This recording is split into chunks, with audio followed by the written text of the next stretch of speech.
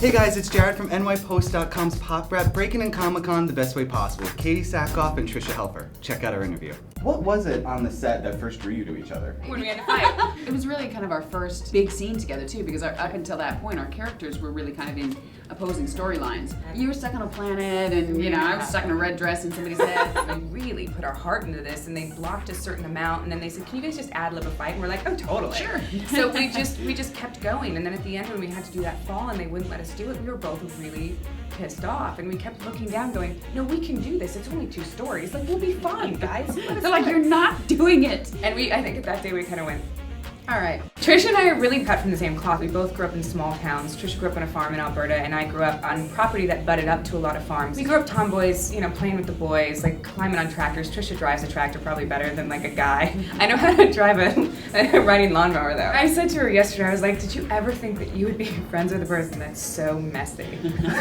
Like we're opposites in so many ways. With like, a neat freak. Trisha like scrubs things, and I'm like, it's fine. You recently slipped back into Starbucks clothing. I'm wondering, was that a weird experience for you? Women will get this as you're getting older and you put on a pair of pants that you maybe haven't put on for a couple years, and when they fit you go, oh, thank God.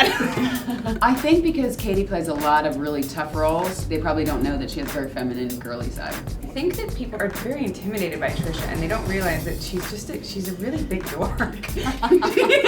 We started the company, The Acting Outlaws. Every year we would do a different charity motorcycle ride for a different charity that's kind of under the radar. This year was the Gulf Restoration Fund. A campaign that was started between Gulf Restoration Network and Gulf Coast Fund to specifically deal with the BP oil disaster. So we decided to ride from Los Angeles to New Orleans, October 21st. It's gonna take 9-10 days. We have bumper stickers made up, and we're gonna have posters along the side of the motorcycles. As we drive by people, they'll be able to text to donate, not while you're driving, but pull over.